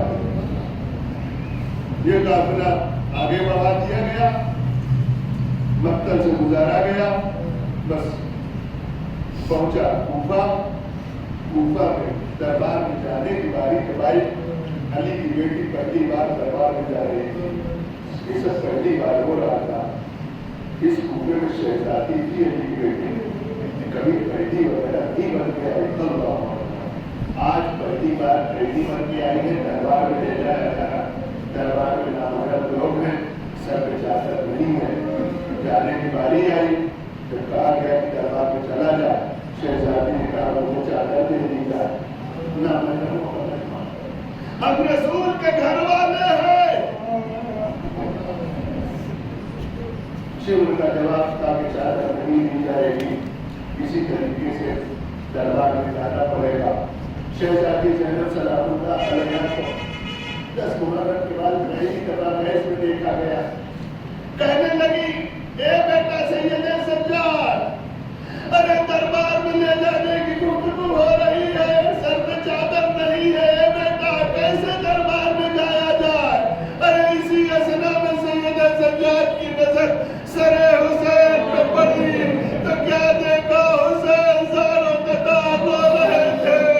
अरे शहजादी ज़ैनब दरबार में जाना भूल गई, अपनी चादर भूल गई। कहने लगी, ए भैया, अरे क्यों रो रहे हो? मुझे सब गवारा है, आपका रोना गवारा नहीं है। आवाज आई सरे हुसैन से, ए मेरी बहन ज़ैनब, अरे मेरी मेहनत रायगा न जाने पाए, जैसे दरबार में ले जाया जा रहा है। इन्ना लिल्लाह व इन्ना इलैहि राजिऊन। وسيعلم الذين ظلموا أي منقلب ينقلبون والغارة اسم مسجدا ويقول والغارة سبحان اللہ کو بھروسہ کرنے کی توفیق عنایت فرما۔ پروردگار اس معلوم کے لیے جس گناہی کی گئی کے درجات کو بلند فرما، ان کے قربان کو صبر عنایت فرما۔ پروردگار ہم لوگوں کو دین پر چلنے کی توفیق عنایت فرما۔ پروردگار امیر المؤمنین کی جائے والے بڑے ماننے والے جہاں کری دنیا میں ان کی جان مال عزت آبرو سے حفاظت فرما۔ پروردگار آزادی سے تعلق فرما۔ پروردگار اسلام مسلمین کو سب عنایت فرما۔ پروردگار کو شہدا نورات میں کرسیوں میں ہمارے پروردگار سب دعائیں معصوم سے عنایت فرما۔ پروردگار ہمارا رحم کا سایہ ہمارے پر باقی ہے۔ پروردگار امام کی ضرور تعلیم فرما۔ پروردگار ہم سب کو امام کے ناصروں کو سبحانہ ہمارا تقدمہ انتقال کا سبب امام رسول اللہ کے کاج رحم اور خدا صورت کو خدا تمام محمود سید حسن عاقل ابن سید قطبی علی سردار اللهم صل على محمد وعلى محمد، اللهم صل على محمد وعلى محمد، اللهم صل على محمد وعلى محمد۔ بسم الله الرحمن الرحيم، الحمد لله رب العالمين، الرحمن الرحيم، مالك يوم الدين، إياك نعبد وإياك نستعين، اهدنا الصراط المستقيم، صراط الذين أنعمت عليهم غير المغضوب عليهم ولا الضالين۔ بسم الله الرحمن الرحيم، قل هو الله أحد الله الصمد لم يلد ولم يولد ولم يكن له كفوا أحد۔ بسم الله الرحمن الرحيم، قل هو الله أحد الله الصمد لم يلد ولم يولد ولم يكن له كفوا أحد۔ بسم الله الرحمن الرحيم، قل هو الله أحد الله الصمد لم يلد ولم يولد ولم يكن له كفوا أحد۔ اللهم صل على محمد وآل محمد، اللهم صل على محمد وآل محمد، اللهم صل على محمد وآل محمد۔ پروردگار بڑے میں ان سوال کے سوال کو، بڑے میں سوروں کے سوال کو، دوسرے سوال کو مرحوم سید حسن عاقل ابن سید مفتی علی سردار محمود تک پہنچا دے۔ اللهم صل على محمد وآل محمد۔